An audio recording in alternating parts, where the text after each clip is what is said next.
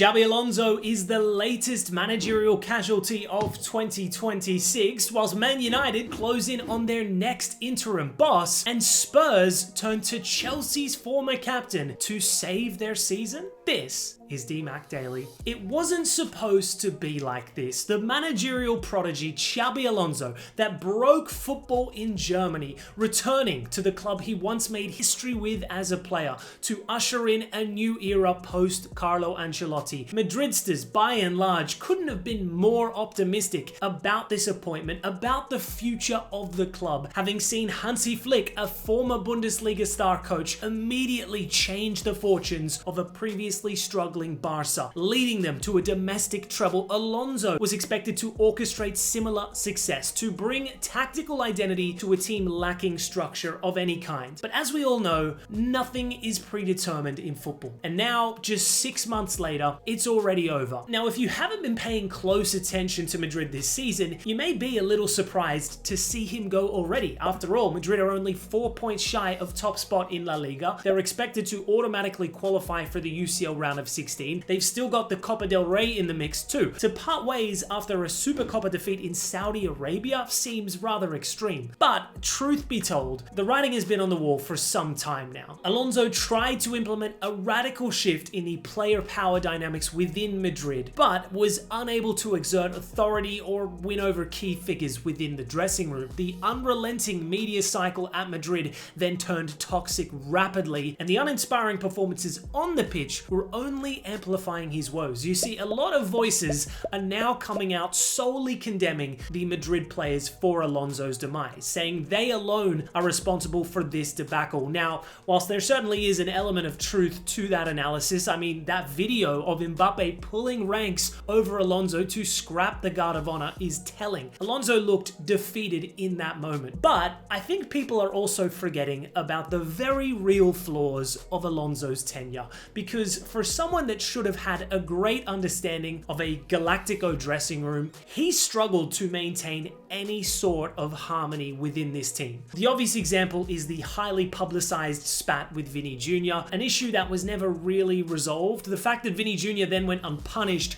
only undermined Alonso's leadership further. But Vinny alone wasn't responsible for the squad dissatisfaction that was heavily reported. Now, if Madrid's performances were showing real signs of progress, then maybe more of the players would have genuinely bought into his methods. But rarely did this iteration of Madrid produce memorable displays. For large periods of this campaign, they have been an uninspiring watch, even when they were winning matches. Thierry Henry was vocal of Alonso's overemphasis on philosophy as opposed to man management, suggesting he's coaching too much for some people and not managing enough. Gareth Bale, a former Galactico himself, echoed that sentiment, stating, "I think everybody knows at Real Madrid it's about managing players sometimes rather than just tactics." This may be a fundamental flaw of the club's ethos, that talent alone can only get you so far, but at the same time, this is a group of players that has repeatedly succeeded in the past. The only major difference now is the Mbappe factor. His arrival has been a bit of a contradiction, because whilst he's individually been brilliant, those around him have dropped off considerably and the team has arguably suffered. That was kind of the whole thought process behind Alonso's initial appointment, that a structured tactician was required in order to succeed with such a star-studded ensemble in attack. But evidently, that has not gone according to plan, with both parties mutually agreeing to go their separate ways, as fellow former player Alvaro Arbeloa has swiftly been appointed as their new manager, which may raise a few eyebrows. He was only appointed as manager of RM Castilla, which compete in Spain's third tier back in May. But internally, he has been highly rated at Madrid for some time. And remember, Zidane famously took over from Madrid's B team and then went on to win 11 trophies. Now, I'm not suggesting that Arbeloa is the second coming of Zidane in management. I'm just saying, don't write him off straight away. I'm interested to see what's next for Alonso though. I think his reputation is still exceptionally high. No doubt Arne Slot is really going to have to lock in till the season's end for Liverpool, because the player power dynamic of that club is far more aligned to Alonso's approach to management. Just saying.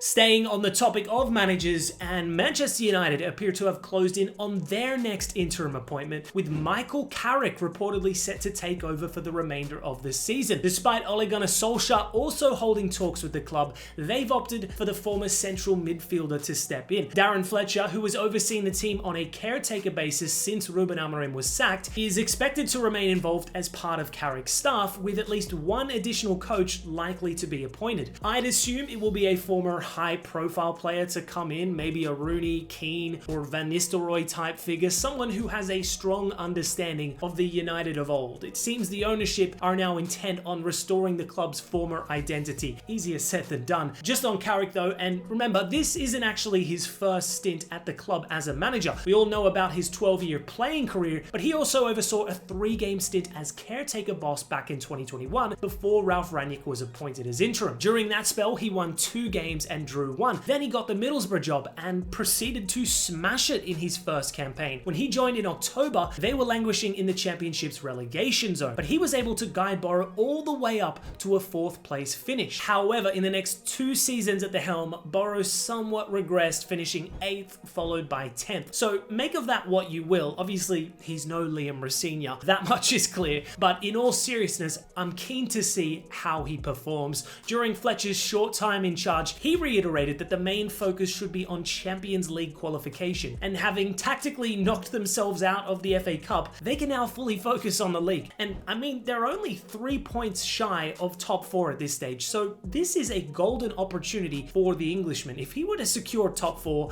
then I think he'd be a serious contender for the job permanently. Staying in English football, and we got ourselves a major transfer story in the works with the news that Conor Gallagher is set to join Tottenham Hotspur in a €40 million deal. Aston Villa were also heavily interested in the player too and reportedly had a deal agreed, but it appears as though the 25-year-old former Chelsea player has since decided on a return to London via Spurs. Now, this transfer has caused a stir within the Tottenham fan base. Many feel that this kind of player wasn't desperately required in the short term. Despite Bentancur being ruled out for 3 months, Tottenham do have a lot of options in midfield already, and that if they were to invest in another midfielder, then perhaps a ball progressing profile should have been prioritized. But Gallagher is a versatile option. He has thrived in a more advanced role at Palace, but also has the work ethic to contribute as an 8 or even as a 6. Additionally, he's homegrown, is an experienced Premier League player, has a fantastic attitude, and is only 25. I quite liked Gallagher when he was at Chelsea, somewhat technically limited, but he always showed a devout commitment to the badge, at least whilst he was employed by them. He's the type of character that Tottenham as a club are sorely lacking. That being said, it's going to take a lot more than Conor Gallagher alone to fix this mess. In other quick-fire transfer news, Lucas Paquetá has agreed a deal with Flamengo. With a reported €40 million deal on the horizon, Marseille wonder kid Robinho Vaz has agreed to join Roma in a €25 million transfer. That is some pickup for the Giallorossi.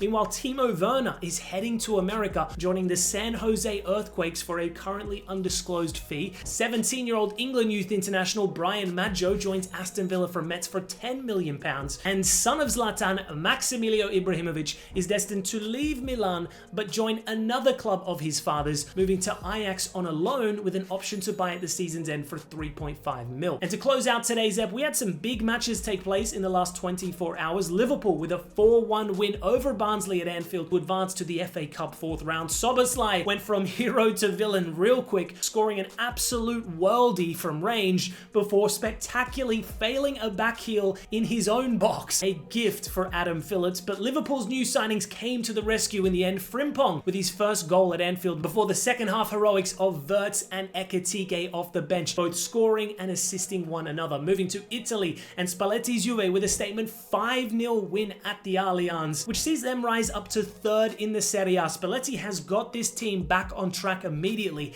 and Jonathan David is starting to string some quality performances together. He's been largely ineffective since joining, but he's now finding his feet in Turin. That being said, how this was given a penalty, I'll never know. That is an incredibly harsh interpretation of handball. Meanwhile, PSG have exited the Coupe de France at the hands of Paris FC as Jonathan Akone's lone strike sunk his former club. And in Saudi Arabia, major disappointment for CR7's Al Nassr, losing 3-1 away to league leaders Al Hilal, extending the deficit at the top of the table to 7 points. CR7 opened the scoring, making it career goal number 959, but a red card then turned the game on its head and Al Hilal soon took full advantage. So could we be looking at another trophyless campaign for the Portuguese star? Anyways guys, that's all for today's DMAC Daily. I'll see you tomorrow.